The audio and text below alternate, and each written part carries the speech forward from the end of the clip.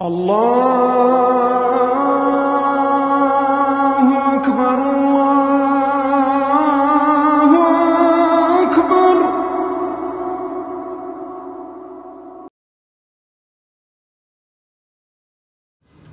الحمد لله نحمده ونستعينه ونستغفره ونؤمن به ونتوكل عليه ونعوذ بالله من شرور أنفسنا ومن سيئات أعمالنا من يهده الله فلا مضل له ومن يضلله فلا هادي له ونشهد أن لا إله إلا الله وحده لا شريك له ونشهد أن سيدنا وسندنا ونبينا وحبيب ربنا وطبيب قلوبنا ومولانا محمدا عبده ورسوله صلى الله تعالى عليه وعلى آله وصحبه وبارك وسلم تسليما كثيرا أما بعد فأعوذ بالله من الشيطان الرجيم بسم الله الرحمن الرحيم إن الله اشترى من المؤمنين أنفسهم وأموالهم بأن لهم الجنة يقاتلون في سبيل الله فيقتلون ويقتلون وعدا عليه حقا في التوراة والإنجيل والقرآن ومن أوفى بعهده من الله فاستبشروا ببيعكم الذي بايعتم به وذلك هو الفوز العظيم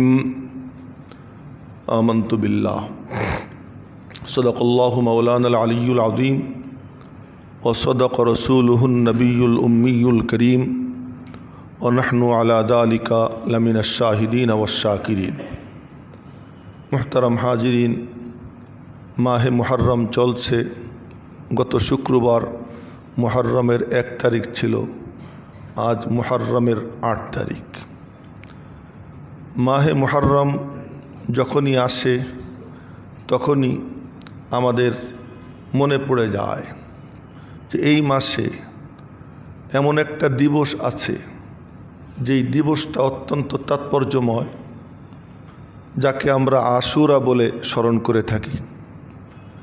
আশুরা মানে দশম, সব মাসে দশম আসে, কিন্তু আশুরা বললে মুহররমের 10 তারিখকেই বোঝানো হয়। কেন? এই দিবসটি এতই সমৃদ্ধ যে এর সমৃদ্ধির আসবাব উপকরণ যদি গণনা করতে যাই অনেক লম্বা ফিরিস্তি। মোটামোটা যদি কয়েকটা বলি তাহলেই আমরা বুঝতে পারবো যে এই দিনটি কতটা সমৃদ্ধ, যে এই দিবসে পৃথিবীর সৃষ্টির সূচনা হয় এবং এ দিবসেই পৃথিবীর সৃষ্টি কমপ্লিট হয়। এ দিবসেই আব্বাজান আদম আর মা হাওয়ার মাঝে জাবালে রহমতে মিলন হয়। এ দিবসেই আল্লাহ পাক আব্বাজান আদমের দোয়া কবুল করেন। এ দিবসেই আল্লাহ পাক নূহ আলাইহিস সালামের কিস্তিকে দীর্ঘ 5 মাস বন্যায় ভাসার পর কিনারায় ভিড়িয়ে দেন।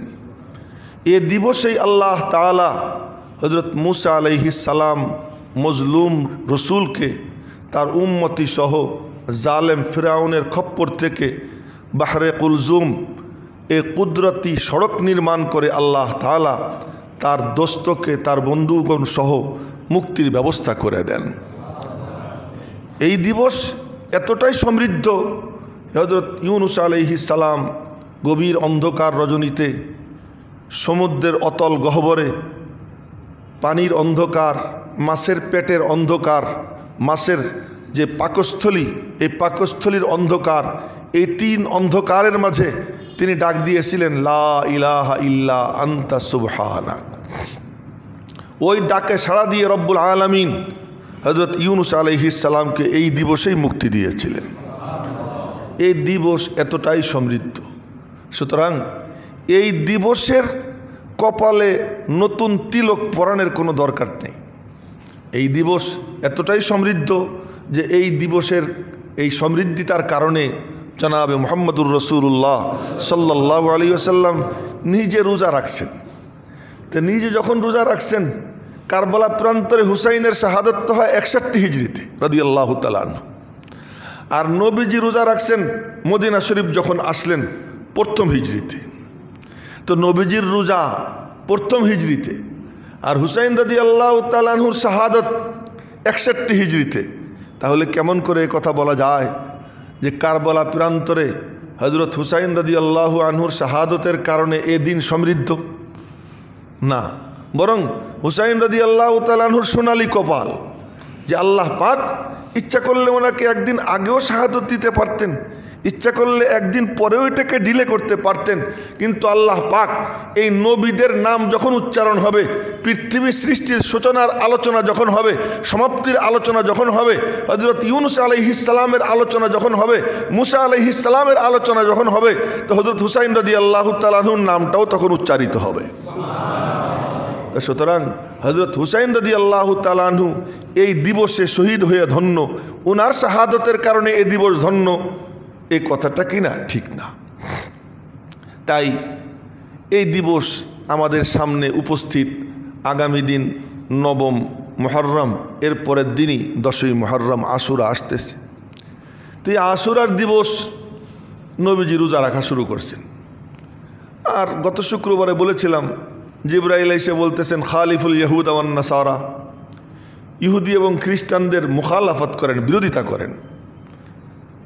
তো সাহাবা একরামকে বললেন নবীজি যে জিবরাইল তো আমাকে বলে গেল ইহুদি খ্রিস্টানদের বিরোধিতা করতে, ওরা তো এই দিবসে রোজা রাখে, এখন আমরা কি করব? ইয়া রাসূলুল্লাহ বলুন কি করব? নবীজি বললেন তোমরা 2 দিন রোজা রাখো। বিরোধিতার ধরনটা, তোমরা 2 দিন রোজা রাখো।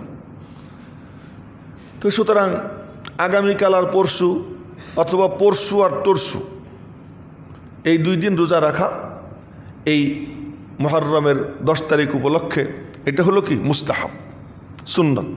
যারা পারবো আমরা ইনশাআল্লাহ রোজা দুটো রাখার চেষ্টা করব। রোজা রাখলে কি ফায়দা? রোজা রাখলে একটা লিস্টের মধ্যে নাম উঠে যাবে। কোন লিস্টে?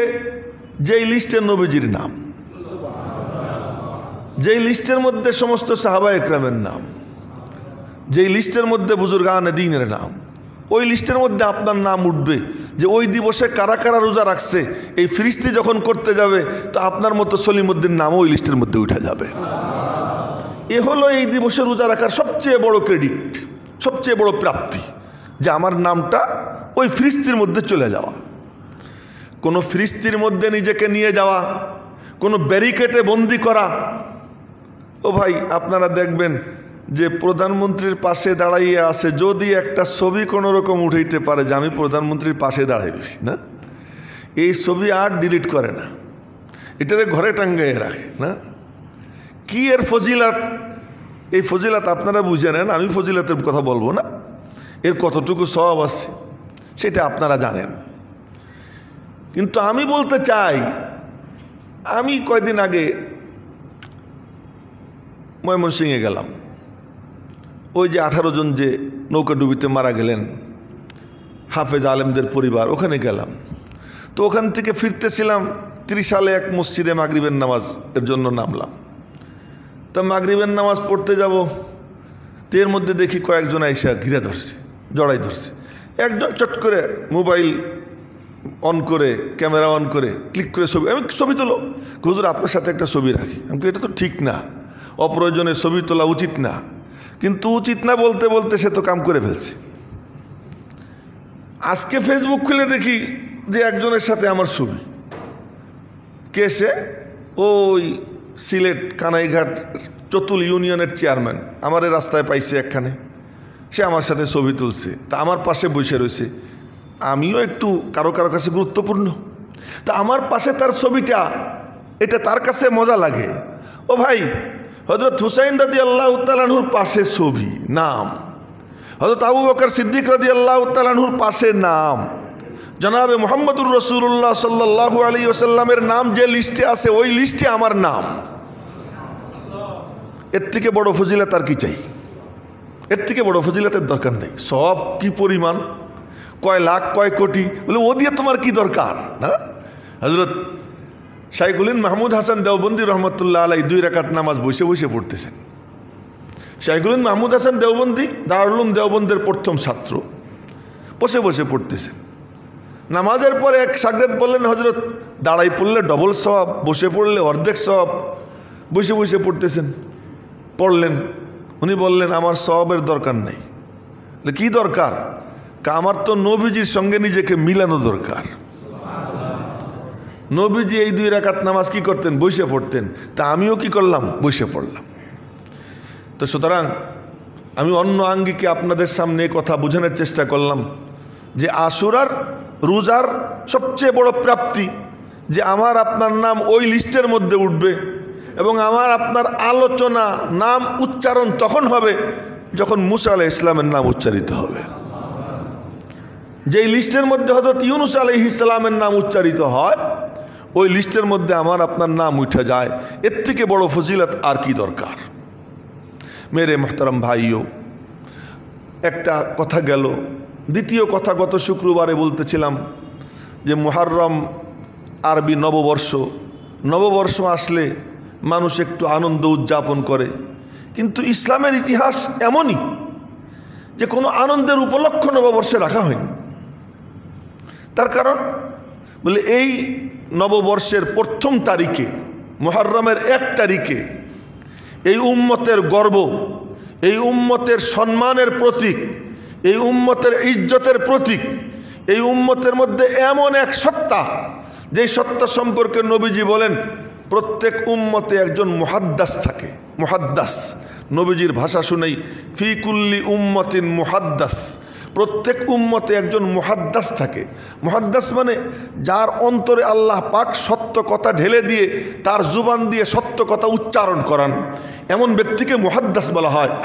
সব উম্মতে একজন মুহাদ্দাস থাকে। ও মুহাদ্দাসু হাদিহিল উম্মাহ, বলে এই উম্মতের মুহাদ্দাস হলো ওমর ইবনুল খাত্তাব রাদিয়াল্লাহু তাআলা আনহু। এই উম্মতের মুহাদ্দাস, সেই মুহাদ্দাস ব্যক্তি, তার শাহাদত এই দিবসে। এমন ব্যক্তির শাহাদত যে নবীজি বলেন লাউ কানা বাদি নবিয়্যুন লাকানা ওমর, আমার পরে কেউ নবী হইলে ওমর নবী হইত। আমার পরে যদি নবুয়তের এই সম্মানের মুকুট কারো মাথায় পরানো হতো, সে ব্যক্তিটা ওমর হতো। লাউ কানা বাদি নবিয়্যুন লাকানা ওমর। আবার নবীজি বলতেছেন যে ওমর এ কেমন কেমন কেমন। ওমর রাদিয়াল্লাহু তাআলা আনহুর সম্পর্কে বলেন আসাদ্দুহুম ফি আমরিল্লাহি ওমর, আল্লাহর দ্বীনের ব্যাপারে ওমরের মতো এমন কঠিন আর কেউ নেই। একজন এসে বলছে যে আমার এই ব্যাপারে একটু ফয়সালা দিয়ে দেন। হযরত ওমর বললেন নবীজির কাছে গেছিলি? গেছিলাম। তো কি উনি ফয়সালা দেন নাই? দিয়েছেন। কার পক্ষে? ইহুদির পক্ষে। ইহুদির সাথে ঝগড়া হয়েছে কোনো ব্যাপারে, তো নবীজি ইহুদির পক্ষে ফয়সালা দিয়েছেন। ও মনে মনে বলছে ওমর তো চেতা, তার কাছে গিয়ে যদি বলি তাহলে সে ইহুদির বিপক্ষে ফয়সালা দিবে। তো বলছে চান্দু তুমি দাঁড়াও, ফয়সালা দিতেছি, আমি আসতেছি। দাঁড় করাইয়া হযরত ওমর ভিতরে ঢুকছেন, চাদরের মধ্যে লুকাই একটা তরবারি নিয়ে আসছেন। আইসা ওই তরবারি দিয়ে এক কোপ দিয়া কল্লাটা উড়েই দিয়া এরপরে বললেন আমার নবীজির ফয়সালা যে না মানে তারে ওমর জুবান দিয়ে ফয়সালা দেয় না, তার ফয়সালা ওমর তরবারি দিয়ে দেয়। আসাদ্দুহুম ফি আমরিল্লাহি ওমর, ওমর রাদিয়াল্লাহু তাআলা আনহু। এই কেমন ব্যক্তি যে মুসলমানরা ঘরের মধ্যে লুকাই রয়েছে, ঘরের মধ্যে লুকাই রয়েছে, বাইরে বের হয়ে কেউ চিৎকার দিয়ে আল্লাহু আকবার বলতে পারে না। কোরআনে কারিমের তেলাওয়াত জোরে করতে পারে না, খানায় কাবার পাশে গিয়ে নামাজ আদায় করতে পারে না। নবীজি দারে আরকামের মধ্যে জড়সড় হয়ে বসা। ফারুক আজম রাদিয়াল্লাহু তাআলা আনহু আয়েশা মুসলমান হয়েছেন। মুসলমান হওয়ার পরে বললেন, ইয়া রাসূলুল্লাহ, এই আজান এত আস্তে আস্তে হবে কেন? নামাজ গোপনে হবে কেন? আসমানের মালিক আল্লাহ, জমিনের মালিক আল্লাহ, আমার আপনার মালিক আল্লাহ। আমি তো একদিন চিনতাম না তারে, আজ তো চিনে ফেলছি। তো সুতরাং নামাজ গোপনে হবে না, নামাজ প্রকাশ্যে হবে। এ হামজা চল। হামজা রাদিয়াল্লাহু তাআলা আনহুকে ডাক দিয়েছেন, হামজা চলো। দুর্বল সাহাবি যারা, দুই মর্দে মুজাহিদ দাঁড়াই গেছেন, সব সাহাবিরা দাঁড়াই গেছে। চলো, দরওয়াজা খুলছে। হযরত ওমর এক কাতারের আগে, হযরত হামজা এক কাতারের আগে। মিছিল হচ্ছে। কি মিছিল? ওয়ালাহুল কিবরিয়াউ ফিস সামাওয়াতি ওয়াল আরদ। আসমানের মালিক আমার আল্লাহ, জমিনের মালিক আমার আল্লাহ। আল্লাহ পাকের বড়ত্ব মহত্ব সবখানে। কেন আমি আমার আল্লাহর নামে তাকবীর দিব না? বল হামজা আল্লাহু আকবার। ওমরও বলে আল্লাহু আকবার, সঙ্গে যারা সবাই বলে আল্লাহু আকবার। আল্লাহু আকবারের ধ্বনিতে মক্কা থরথর করে কাঁপতে থাকে। হযরত ওমর সাথীদেরকে সঙ্গে নিয়ে খানায় কাবার পাশে যান। মুয়াজ্জিনকে বললেন, আজান দাও। আজান দিছে, জামাতের সঙ্গে নামাজ হয়। নামাজের পরে ফারুক আজম খানায় কাবার দরওয়াজার সামনে দাঁড়াইয়া চিৎকার দিয়ে বলতেছেন, এ কাফের কুরাইশের দল, শোন, আমি আমার মালিকরে চিনতাম না, চিনে ফেলছি। আমি আমার মালিকরে চিনতাম না, চিনে ফেলছি। আমার মালিকের কদমে সিজদা দিব, চিৎকার দিয়ে মালিকের নাম নিব। কারো যদি মনে চায় তার সন্তানকে এতিম বানাবি, আমি ওমরের তরবারির সামনে আয়। কারো যদি মনে চায় তার বিবিকে বেধবা বানাবি, আমার তরবারির সামনে আয়। হযরত ওমর চিৎকার দেয়। হযরত আবু বকর সিদ্দিক রাদিয়াল্লাহু তাআলা আনহু বলতেন, ওমরের ইসলাম, ওমরের মুসলমান হওয়া ইসলামকে অনেক বেশি ইজ্জত দান করেছে। মুসলমানরা ইজ্জতওয়ালা হয়েছে। এই ওমরে ফারুক রাদিয়াল্লাহু তাআলা আনহুকে উহুদ পাহাড়ের উপর দাঁড়াইয়া আছেন নবীজি। ডান পাশে আবু বকর, বাম পাশে ওমর, ওসমান। উহুদ পাহাড় খুশিতে নাইচে উঠছে। উহুদ পাহাড় মনে মনে বলে, উহুদ পাহাড় কিন্তু সাংঘাতিক জিন্দা পাহাড়, খুব জিন্দা পাহাড়। নবীদের সাথে খুব ঘনিষ্ঠ সম্পর্ক ছিল উহুদ পাহাড়ের। উহুদ পাহাড় দেখে, বুখারী শরীফের হাদিস, নবীজি যখন উহুদ পাহাড় দেখতেন কোনো সফর থেকে ফেরার পথে, তো উহুদ পাহাড় দেখেই উটরে বলতেন, এই তাড়াতাড়ি চল, তাড়াতাড়ি চল। উটের গতি বাড়াইয়া দিতেন। পাহাড়ের কাছাকাছি গিয়ে বলতেন, হাযা জাবাল ইউহিব্বুনা ওয়া নুহিব্বুহু। এই পাহাড়কে, এই এমন পাহাড় যে পাহাড় আমারে ভালোবাসে, আমিও ওরে ভালোবাসি। ইউহিব্বুনা ওয়া নুহিব্বুহু, ও আমাদেরকে ভালোবাসে, আমরা ওরে ভালোবাসি। তো নবীজি উহুদ পাহাড়ের উপর দাঁড়াইছেন। ডান পাশে আবু বকর, বাম পাশে ওমর, ওসমান। সুবহানাল্লাহ, সুবহানাল্লাহ। কেমন ভাগ্যবান পাহাড়! পাহাড় খুশিতে দুলে উঠছে, নেচে উঠছে।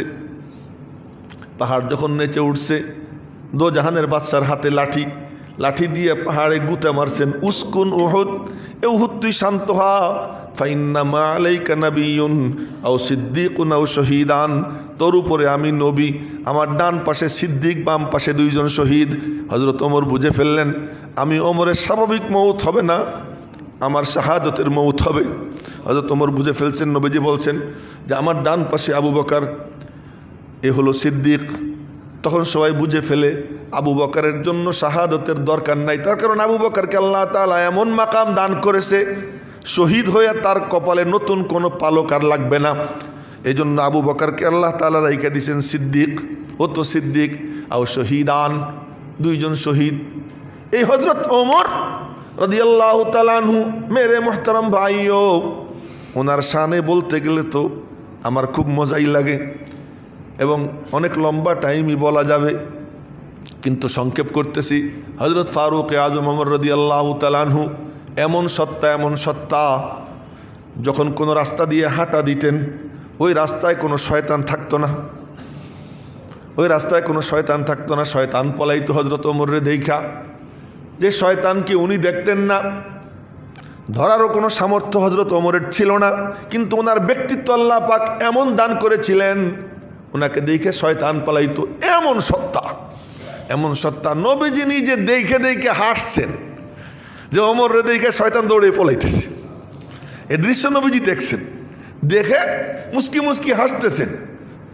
এই হাদিস আপনাদেরকে অনেকদিন শুনেছি, আবার আজকে শুনাইতেছি যে ঈদের দিন আফ্রিকার কালাবেটিরা সুদানের কালো কালো মহিলারা এখনও আছে, ওরা এরকম দফ বাজায়। দফ, এই দফ মানে কি, যে কোনো পাতিল এর পাশা ভাঙ্গা তার মুখের মধ্যে উটের উঝুড়ি লাগাইয়ে এরপরে বাড়ি দিলে যে আওয়াজ হয়, এই ঢপ ঢপ আওয়াজ হয়, এই দফ বাজানো আজও জায়েজ আছে, এখনও জায়েজ। কোনো বিবাহের অনুষ্ঠানে যদি দফ বাজাইতে চায়, এই দফ বাজানোর অনুমতি আছে, এই হারমোনিয়াম না, দফ বাজানো যাবে। তো দফ বাজাইতেছে আর গীত গাইতেছে। নবীজি গেছেন, ওরা দফ বাজাইতেছে, গীত গাইতেছে। হযরত আবু বকর সিদ্দিক গেছেন, দুজন দাঁড়াই রয়েছেন। সুবহানাল্লাহ, সুবহানাল্লাহ। আবু বকর এমন ছিলেন যে উনি শুধু নবুয়তের মুকুটটা ওনার মাথায় আসে নাই, বাকি নবী হওয়ার সব যোগ্যতা ওনার মধ্যে বিদ্যমান ছিল। আবু বকর সিদ্দিক রাদিয়াল্লাহু তাআলা আনহু এমন ছিলেন যে নবীজি আবু বকরের সামনে দাঁড়াইয়ে দেখতেন, আবু বকরের মধ্যে ওনার নিজের দেখা যায়। এই জন্য আবু বকরকে বলা হয় আকছে নবী। আবু বকর সিদ্দিক দাঁড়াই রয়েছেন নবীজির পাশে, ওরা দফ বাজায়, গীত গায়, কোনো পাত্তাই দেয় না। নবীজি হঠাৎ, আমাদের মতো তো সুফি ছিলেন না নবীজি, এই আমারে দেখছিস তারপরেও তোর গীত বন্ধ হয় না। নবীজি দেখতেছেন ঈদের দিন বেচারিটা একটু ফুর্তি করতেছে, করুক, তিনি ফুর্তি দাঁড়াই দাঁড়াই দেখতেছেন। তো এর মধ্যে হঠাৎ করে দফ পাশার নিচে দিয়ে একদম বুজুর্গ, আর কিচ্ছু বোঝে না, ডাইনেও তাকায় না, বায়েও তাকায় না, নিচের দিকে তাকায় রয়েছে। আল্লাহর হাবিব সাল্লাল্লাহু আলাইহি সাল্লাম এই দৃশ্য দেখা ওই আশ্চর্য হয়ে গেলেন, কি ব্যাপার, কি ঘটলো, কি ঘটলো? ওদেরকে কে থামাইলো? এদিক ওদিক তাকাইয়া, চতুর্দিকে তাকাইয়া তালাশ করে দেখেন, ওই এ বলকের কোনায় ওমরে দেখা যায়, অনেক দূরে হযরত ওমরের ওই কোনায় দেখা যাইতেছে। এবার নবীজি মুস্কি মুস্কি হাসতেছেন। সুবহানাল্লাহ। এমনি সুন্দর, হাসলে তো আরো সুন্দর। আর হাসির মধ্যে যদি রহস্য থাকতো, তাহলে সেই হাসি না জানি কত কোটি কোটি গুণ সুন্দর হয়ে যেত। তো নবীজি হাসতেছেন। ওমর রাদিয়াল্লাহু তাআলা আনহু আসছেন, আইসেই তো সালাম দিছেন, আসসালামু আলাইকা ইয়া রাসূলুল্লাহ। নবীজি সালামের জবাব দিছেন, ওয়া আলাইকাস সালাম ওয়া রাহমাতুল্লাহ। এবার হযরত ওমর বলতেছেন, ব্যাপার সেবার কি? লিমা তাদহাকু ইয়া রাসূলুল্লাহ। তার আগে বলতেছেন, আদহাকাল্লাহু সিন্নাক। এই হাসি এত চমৎকার, এত চমৎকার, মাওলার দরবারে দোয়া করি, আদহাকাল্লাহু সিন্নাক, আপনার এই মুখের হাসি যেন চির অমলিন থাকে, এই হাসি যেন আমাদের মাঝ থেকে কখনো বিদায় হয়ে না যায়। রব্বুল আলামিনের দরবারে দোয়া করি, আদহাকাল্লাহু সিন্নাক। লিমা তাদহাকু ইয়া রাসূলুল্লাহ। কিন্তু জানতে খুব ইচ্ছা হয় কেন হাসতেছেন। নবীজি বললেন, হাসতেছি আজিবতু মিন হাউলা, এই রমণীদের কারবার দেখে আমি আশ্চর্য হয়ে হাসতেছি। ওরা কি করছে?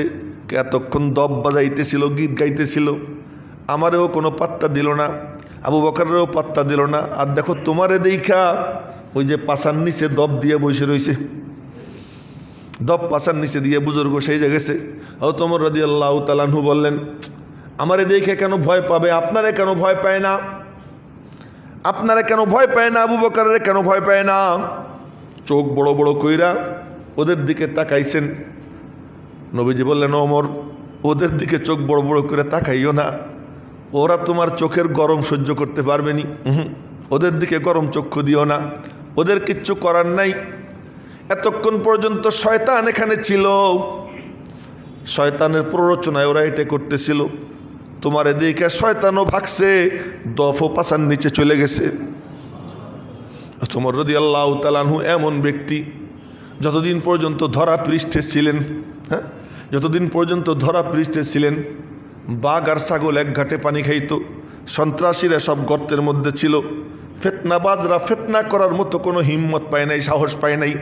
ইসলামের বিরুদ্ধে কেউ কটূক্তি করবে, হোক সে ইহুদি, হোক সে খ্রিস্টান, হোক সে মুনাফিক, কারো হিম্মত হয় নাই ইসলামের বিরুদ্ধে সামান্যতম একটা কটু কথা উচ্চারণ করবে, কোনো রকম কোনো ব্যঙ্গ বিদ্রুপ করবে। সব গর্তের মধ্যে লুকাইয়াছিল। ফারুক আজম ওমর রাদিয়াল্লাহু তাআলা আনহু যতদিন ছিলেন, মুসলমান নিরাপদ ছিল, ঈমান নিরাপদ ছিল, ইসলাম নিরাপদ ছিল। ইসলামের উপর কোনো হামলা হইতো না, ঈমানের উপর কেউ কোনো হামলা করতে পারতো না। মেরে মোহতারাম ভাইও, হযরত ওমর রাদিয়াল্লাহু তাআলা আনহু ফজরের নামাজের ইমামত করতেছিলেন। ফজরের নামাজের ইমামত করতেছিলেন মুহররমের 1 তারিখ। এই 1 তারিখে কি ঘটে? ওটা ছিল 28 তারিখ, জিলহজ মাসের 28 তারিখ। এই 28 তারিখ ইমামত করতেছিলেন ফজরের নামাজের। আর ইমামতরত অবস্থায় মজলুম কাকে বলে বলেন? জিহাদ করতে যান নাই, কারো উপর হামলা চালাইতে যান নাই, নবীজির মেহরাবে নবীজির কদম যেখানে থাকতো ঠিক সেইখানে, নবীজি যেখানে নামাজে ইমামত করতেন ওমরও সেই জায়গায় দাঁড়ানো, সেখানে দাঁড়াইয়া ইমামত করতেছেন। রব্বে করিমের কদমে সিজদা দিবেন। হযরত ওমর যখন নামাজের ইমামত করতেন, ফজরের নামাজের কেরাত পড়তেন, হযরত ওমর রাদিয়াল্লাহু আনহুর আওয়াজ উঁচু ছিল, পিছনের কাতার পর্যন্ত ওনার কেরাতের আওয়াজ যাইতো। 2-4 জন মুসল্লি তো ছিল না, হাজার হাজার মুসল্লি হইতো, ওনার কেরাতের আওয়াজ যাইতো। কিন্তু কেরাত পড়তে সময় হযরত ওমরের কান্নার আওয়াজ পিছনের কাতারের মুসল্লিও শুনতে পেত। ওমর রাদিয়াল্লাহু তাআলা আনহু ইমামত করতেছিলেন। ওই ইমামতের মধ্যে আবু লুলু নামক ইহুদি এক গোলাম ওনাকে খঞ্জর মারে ওনার পাজরে। 1টা 2টা 3টা অনেকগুলো খঞ্জর মেরে যখন সে নিশ্চিত হয়েছে যে আর উনি বাঁচবেন না, তখন খঞ্জর নিয়ে দৌড় দিছে। রাস্তায় যাকে পাইছে তাকে মারছে। 13 জন শহীদ হয়েছে মসজিদের মধ্যে। 13 জন শহীদ কইরা হযরত ওমরকে ক্ষত বিক্ষত করে আহত কইরা এরপরে সে যখন বের হয়, বের হওয়ার সময় 13 জনকে শহীদ করে বের হয়। পরে ওই কমবক্ত আর একজনের হাতে মারা যায়। হযরত ওমর রাদিয়াল্লাহু তাআলা আনহু তখন চিৎকার দেন নাই, আমাকে ধরো তা বলেন নাই। পড়ে যাওয়ার আগে পিছন থেকে আব্দুর রহমান ইবনে আউফকে ইশারা দিয়েছেন, আব্দুর রহমান সামনে আসো। আব্দুর রহমান সামনে আসছেন। হযরত ওমর রাদিয়াল্লাহু তাআলা বললেন, আমি তো চলে যাব, কিন্তু আমার নবীজির রেখে যাওয়া নামাজ যেন নষ্ট না হয়। আয় তুই আমার জায়গায় দাঁড়াইয়া নামাজ কমপ্লিট কর, আমার সেবা পরে করবি।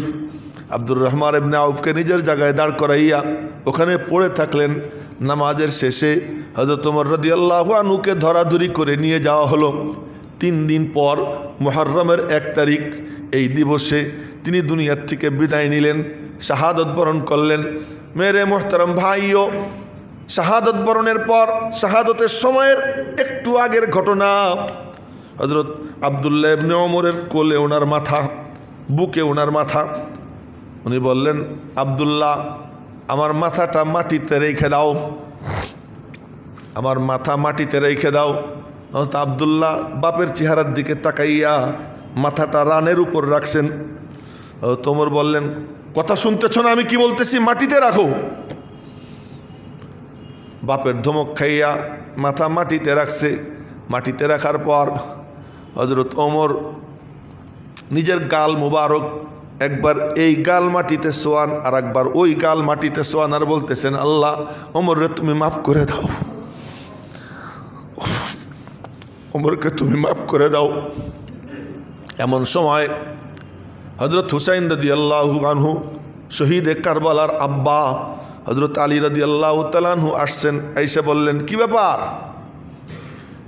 পেরেশান হয়ে গেছেন, দুশ্চিন্তাগ্রস্ত হয়ে গেছেন মৌতের কারণে? হযরত ওমর বললেন, না রে আলী, মৌতকে ভয় পাইতেছি না, মৌতের পরে কি হবে ওইটাকে ভয় পাইতেছি। হযরত আলী বললেন, আপনার কোনো ভয় নাই, আপনার কোনো ভয় নাই, আমি নিশ্চয়তা দিচ্ছি। বলে কেন?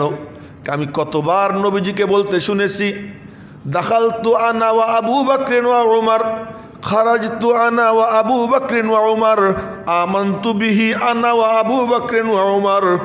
আমি একবার দুইবার না অনেকবার শুনছি নবীজি নিজের নাম উচ্চারণ করলেই আবু বকর আর ওমর বলতেন, আবু বকর আর ওমর বলতেন, আবু বকর আর ওমর বলতেন, অনেকবার শুনছি।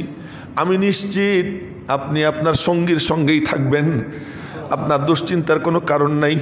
হযরত ওমর বললেন, আলী তুই কি আমার পক্ষে সাক্ষী দিবি?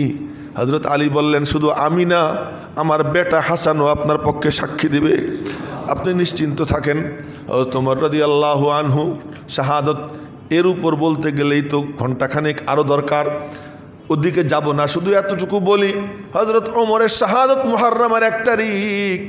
ও মুসলমান, তুমি কি শোক পালন করবা, তুমি কি হাউকাউ চিল্লে আনন্দ উদযাপন কেমনে করবা যে এই দিবস মুহররমের প্রথম দিন আসছে, নববর্ষ, আমি একটু ফুর্তি করব। ফুর্তির কোনো অবকাশ নাই। বলে মুহররমের 1 তারিখ হজরত ওমরের তিরোধান, মুহররমের 10 তারিখ হজরত হুসাইন রাদিয়াল্লাহু তাআলা আনহুর শাহাদত। হুসাইন রাদিয়াল্লাহু তাআলা আনহুকে ছোট্টবেলা যখন এতটুক শিশু, হযরত হুসাইন রাদিয়াল্লাহু তাআলা আনহু নবীজির কাছে গেছেন। বর্ণনাকারী সাহাবী হযরত আবু হুরায়রা। হযরত আবু হুরায়রা রাদিয়াল্লাহু তাআলা আনহু বলেন, আমি নিজে চোখে দৃশ্য দেখছি। কি দেখছেন? হুসাইন নবীজির কাছে আসছেন, নবীজি নিজের 2 পায়ের উপরে হুসাইনরে উঠেছেন, 2 হাত ধরছেন, ধৈরা দোলা দিয়ে দিয়ে বলতেছেন, নানা ভাই আরেকটু উপরে ওঠো, আরেকটু উপরে ওঠো। তো হুসাইন রাদিয়াল্লাহু আনহু উপরে উঠতেছেন, উঠতে উঠতে উঠতে উঠতে সিনার উপরে গেছেন। নবীজি 2 হাত ধরে এরকম ছড়াই দিয়া সিনার উপরে দাঁড় করাইয়া এরপরে বলতেছেন, আল্লাহুম্মা ইন্নী উহিব্বুহু ফাহিব্বাহু ওয়া আহিব্বা মান ইউহিব্বুহু। আল্লাহ, আমি হুসাইনকে মোহাব্বত করি, তুমিও তারে মোহাব্বত কইরো। আমি হুসাইনকে মোহাব্বত করি, তুমিও তাকে মোহাব্বত কইরো। ওয়া আহিব্বা মান ইউহিব্বুহু, এবং যে হুসাইনকে মোহাব্বত করে তুমি তাকেও তুমি মোহাব্বত কইরো। তাহলে একটা কি চমৎকার বিষয়, যে ব্যক্তি হুসাইন রাদিয়াল্লাহু আনহুকে মোহাব্বত করবে কিয়ামত পর্যন্ত, সে অটোমেটিক নবীজির মোহাব্বত পেয়ে যাবে। নবীজি দোয়া করে আল্লাহ পাকের মোহাব্বত পেয়ে যাবে। হুসাইন রাদিয়াল্লাহু তাআলা আনহু, হযরত হাসান, এই 2 জন নবীজির কেমন? হাসান রাদিয়াল্লাহু তাআলা আনহুর কোমর থেকে নিয়ে মাথা পর্যন্ত নবীজির মতো ছিল, আর কোমরের নিচ থেকে হযরত আলীর মতো ছিল। আর হুসাইন রাদিয়াল্লাহু তাআলা আনহুর কোমর থেকে মাথা পর্যন্ত আলীর মতো ছিল, আর কোমরের নিচ থেকে পা পর্যন্ত নবীজির মতো ছিল। নবীজি বলতেন হাসানকে, এটা আমার বেটা, আর হুসাইনকে বলতেন এটা আলীর বেটা বলতেন। এজন্য ওই হাদিস, ইন্না ইবনি হাদা সাইয়্যিদ, আমার এই ছেলেটা সাইয়্যিদ। এজন্য সাইয়্যিদ এই নামটা হযরত হাসান থেকে শুরু হয়। হাসান রাদিয়াল্লাহু তাআলা আনহুকে নবীজি বলছেন, ইন্না ইবনি হাদা সাইয়্যিদ। কত আদরের দুলাল যে হযরত হাসান হুসাইন রাদিয়াল্লাহু তাআলা আনহু কখনো 1 জন, কখনো 2 জন নবীজির পিঠে চড়তেন, নামাজের মধ্যেও পিঠে চড়তেন। তাও কোন নামাজ? নফল, ওয়াজিব, সুন্নত না, ফরজ নামাজের ইমামত করতেছেন দোজাহানের বাদশাহ। সিজদা লম্বা হইতেছে, আব্দুল্লাহ ইবনে মাসউদ রাদিয়াল্লাহু তাআলা আনহু হাদিস বর্ণনা করেন, সিজদা লম্বা হইতেছে, নবীজি উঠতেছেন না। নফল নামাজে নবীজি লম্বা সিজদা দিতেন, এত লম্বা হযরত আয়েশা সিদ্দিকা বলেন, আমার কাছে ভয় হইতো নবীজি বুঝি ইন্তেকাল করছেন, তো আঙ্গুলে চিমটি কাটতাম নবীজি আছেন না নাই বুঝার জন্য। কিন্তু ফরজ নামাজ মুখতাসার করতেন, ফরজ নামাজে কেরাত সংক্ষেপ করতেন। নবীজি ইমামত করতেছেন, ইমামতের শেষে বললেন, কেরাত তো লম্বা পড়তে চাইছিলাম, কিন্তু পাশের তাঁবু থেকে বাচ্চাদের কান্নার আওয়াজ কানে আসছে, ভাবলাম যে মারা বাচ্চাদেরকে সামাল দিতে কষ্ট হইতেছে তাদের, এজন্য নামাজটা তাড়াতাড়ি শেষ করে দেই, তাই কেরাত আমি মুখতাসার করছি। তো ফরজ নামাজের ব্যাপারে ইখতিসার ছিল, সংক্ষেপ করতেন, নফল নামাজ লম্বা করতেন। কিন্তু একদিন ফরজ নামাজের সিজদা লম্বা হইতেছে, অনেক লম্বা, সিজদার থেকে মাথা উঠেন না। নামাজের পরে সাহাবা একরাম বললেন, ইয়া রাসূলুল্লাহ, এত লম্বা সিজদা কি করব? হাসান হুসাইন এসে আমার কান্দে পিঠে বসছে, তা আমি ওদেরকে নামাইতে চাইছি। জিবরাইল এসে বলে, না, নামাবেন না, ওরা ওখানে বসুক, ওরা নিজে ইচ্ছে যখন নামবে তখন সিজদার থেকে মাথা উঠেন। এতটা লাডলা, এতটা আদরের নবীজির এই 2 দৌহিত্র আল্লাহ পাক রব্বুল আলামিনের কাছে, এত আদরের, কত আদরের সেটা তো বলে শেষ করা যাবে না। যে নবীজি হযরত উম্মে সালামা রাদিয়াল্লাহু আনহাকে বললেন, উম্মে সালামা, নবীজির বিবি উম্মে সালামা, জি ইয়া রাসূলুল্লাহ, তুমি বাইরে যাও, দরওয়াজায় দাঁড়াও, কাউকে ঢুকতে দিও না। আজ আমার কাছে এক ফেরেশতা সাক্ষাৎ করতে আসবে যে আর কোনো সময় আসেনি, তো তুমি কাউকে ঢুকতে দিও না ঘরে। উম্মে সালামা গিয়ে দরওয়াজায় দাঁড়াই রয়েছে। কিছুক্ষণ পরে হুসাইন পিচ্চি হাঁটতে হাঁটতে আসছে, আইসা ঢুকতে গেছে। উম্মে সালামা বলছেন ঢুকা যাবে না এখন, আর কান্দা শুরু করছে। কান্দা যখন শুরু করছে, উম্মে সালামার কি সামর্থ্য তারে ঠেকায় দিছে, ভিতরে যাওয়ার দিছে। একটু পরে উম্মে সালামার কানে আওয়াজ যে নবীজি হিসকি দিয়ে দিয়ে কাঁদতেছেন। নবীজি কাঁদতেছেন। হযরত উম্মে সালামা রাদিয়াল্লাহু আনহা বলেন, পিছনের দিকে তাকাইয়ে দেখি দো জাহানের বাদশাহ হুসাইনকে বুকে নিয়া কাঁদতেছেন। তা আমি গিয়ে বললাম, ইয়া রাসূলুল্লাহ কাঁদেন কেন? কে ফেরেশতা আর কোনোদিন আসেনি, আমার কাছে আজ আসলো। যখন হুসাইন আসছে এখানে, তো বলতেছে যে আপনার এই সন্তানকে এই উম্মত জবাই করবে, এই উম্মত জবাই করবে, এবং ওই জায়গার মাটি এই নামারে দেখাইছে যে এই মাটিতে জবাই করবে, অমুকখানে জবাই করবে। তো হুসাইন রাদিয়াল্লাহু তাআলা আনহুর শহীদ হবেন, এর উপরে আল্লাহ তাআলা আগেই নবীজির কান্দাইয়ে দিয়েছেন। কাদাটা পরে না, আগে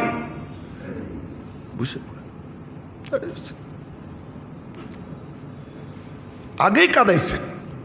আজ যদি আমি কাঁদি তার শাহাদাতের কথা স্মরণ করে, ওই আলোচনা করে, তাহলে আমি কি করলাম? নবীজি কাঁদছেন তার শহীদ হওয়ার আগে, আর আমি কাঁদতেছি তার শহীদ হওয়ার পরে। কিন্তু এই কান্নাই কি যথেষ্ট? এই দিবসের পয়গাম কি কান্না, যে কান্দো, হায় হোসেন হায় হোসেন বলো? হায় হোসেন হায় হোসেন যদি বলতে চাও, তাহলে তো আগে বলতে হয় হায় ওমর হায় ওমর। তার কারণ হুসাইন রাদিয়াল্লাহু তাআলা আনহু নবীজির দৌহিত্র, তার শ্রদ্ধা, তার সম্মান, তার ভালোবাসা আমার মাথার উপর। কিন্তু হযরত হুসাইনের কথায় কোরআন শরীফে কোনো আয়াত নাজিল হয় নাই। হযরত হুসাইনের মতের সাথে এক ঐক্যমত পোষণ করে হুকুম নাজিল হইতো না। কিন্তু ওমর তো ওই ব্যক্তি, ওই সাহাবী, কোনো কথা যখন হযরত ওমর বলতেন, তো রব্বুল আলামিনের পক্ষ থেকে জিবরাইল এসে বলতো, ওমর যা বলে আল্লাহ তাই বলে। ওমর যা বলে আল্লাহ তাই বলে। এক দুই জায়গা না, বহু জায়গা, কোরআন হাদিস মিলাইয়া 22 জায়গা ওমর রাদিয়াল্লাহু তাআলা আনহুর মতের সাথে আল্লাহ পাক ঐক্যমত পোষণ করেন, যে ওমর যা বলতেছে আমি আল্লাহও কি করতেছি তাই বলতেছি। এমন এমন সত্তা, তার তিরোধান হলো। এবং শাহাদাত তো হুসাইন রাদিয়াল্লাহু তাআলা আনহু কারবালায় যুদ্ধ করতে গেছেন, যুদ্ধ হয়েছে, সেখানে যুদ্ধের ময়দানে শহীদ হয়েছেন। আর ওমর নবীজির মেহরাবে, নবীজির জায়নামাজে দাঁড়াইয়া শহীদ হয়েছেন। ওমর রাদিয়াল্লাহু তাআলা আনহু তো পাল্টা কোনো আঘাত করেন নাই, হুসাইন রাদিয়াল্লাহু তাআলা আনহু তো পাল্টা আঘাত করছেন। কিন্তু হায় হোসেন হায় হোসেন, এই জিগির বা হায় ওমর ইসলামে এর কোনো স্থান নেই। হায় হায় করা না, এখান থেকে একটা পয়গাম, এক আহ্বান। কি আহ্বান? হুসাইন রাদিয়াল্লাহু তাআলা আনহুর জান্নাতে যাওয়ার জন্য কারবালায় শহীদ হওয়ার কোনো দরকার ছিল না। শৈশবকালে নবীজি বলতেছেন, আমার এই দুই বাচ্চাকে আল্লাহ পাক জান্নাতের যুবকদের সর্দার বানাইয়া দিয়েছেন।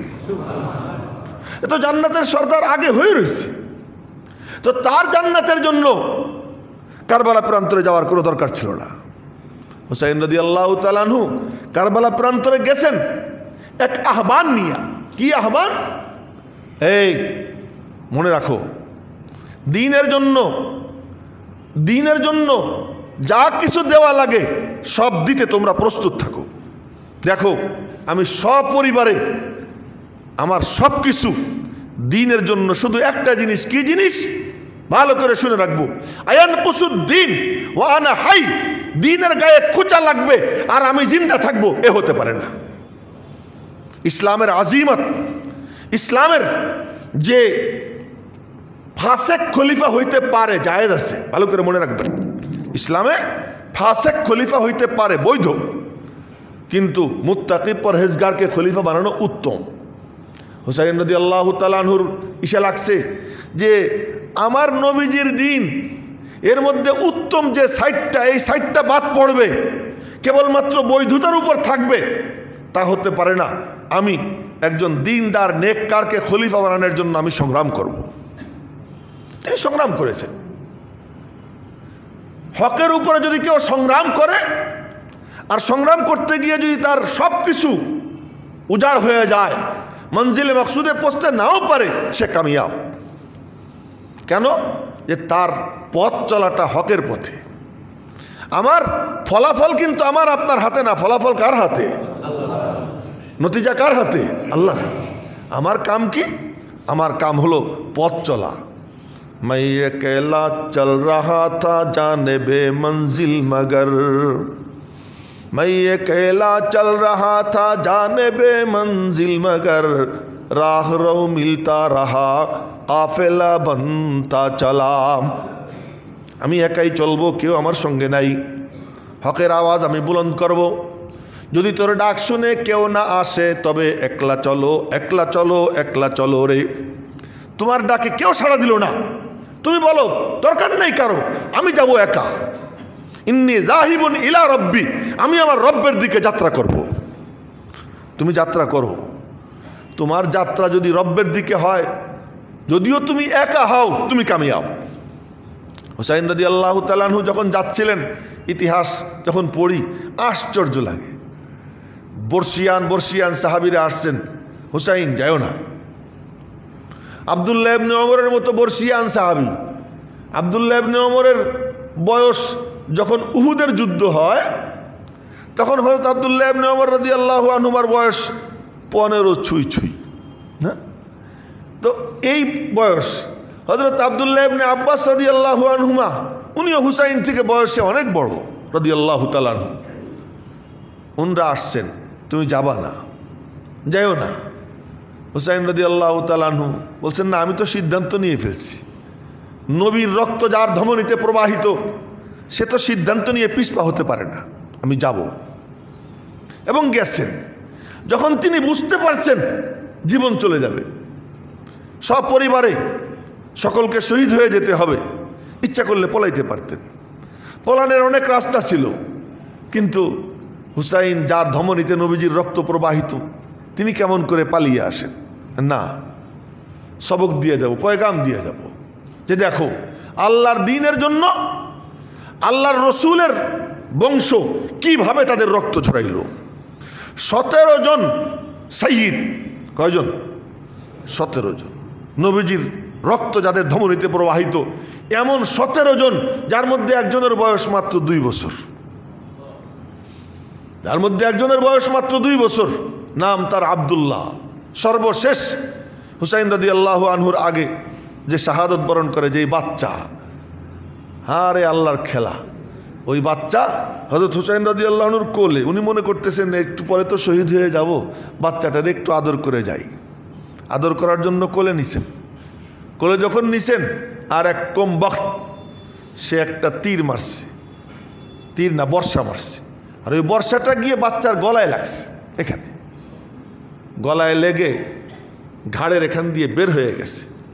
আমার চিৎকারও দিতে পারে না এই বাচ্চাটা। চিৎকার দিবে, চিৎকারও দিতে পারে নাই।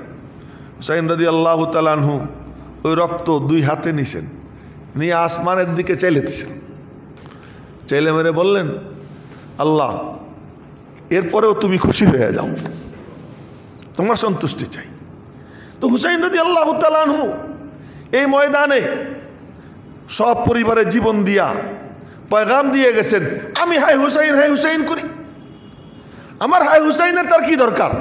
আসমান তার জন্য কাঁদছে, জমিন তার জন্য কাঁদছে, পাকপাখালি তার জন্য কাঁদছে, ফেরেশতারা তার জন্য কাঁদছে। নবীজি কবর মুবারক থেকে নিজে ময়দানে এসে হাজির হয়ে গেছেন। নবীজি আসছেন।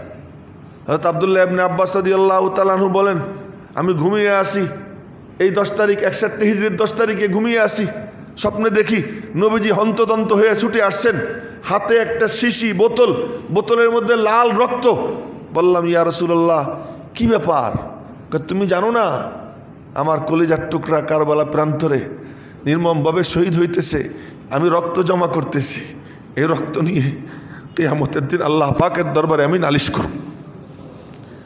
তো আমার হায় হায় করার তো কোনো দরকার নেই। আমার কি দরকার?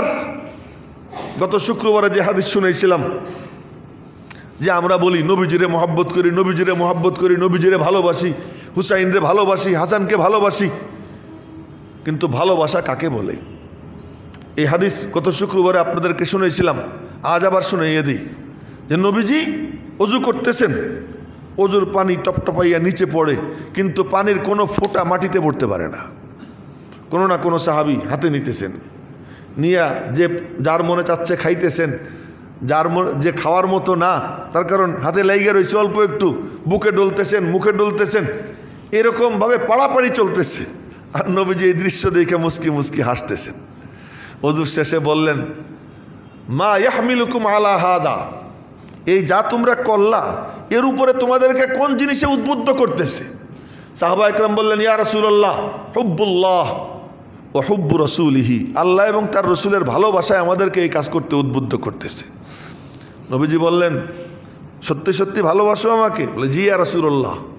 তাহলে মনে রাখবা, আমার ভালোবাসার নিদর্শন হলো কি জানো? ফালইয়াসদুকিল হাদিসা ইযা হাদ্দাসা ওয়াল ইউআদ্দিল আমানাতা ইযা তুমিনা ওয়াল ইউহসিন জিওয়ারা মান জাওয়ারাহু। আমারে ভালোবাসো, তাহলে কোনো সময় মিথ্যা কথা বইলো না। আমাকে ভালোবাসো, কখনো আমানতের খেয়ানত করো না। আমাকে ভালোবাসো, তাহলে তার নিদর্শন হলো প্রতিবেশীর সঙ্গে কখনো দুর্ব্যবহার করো না।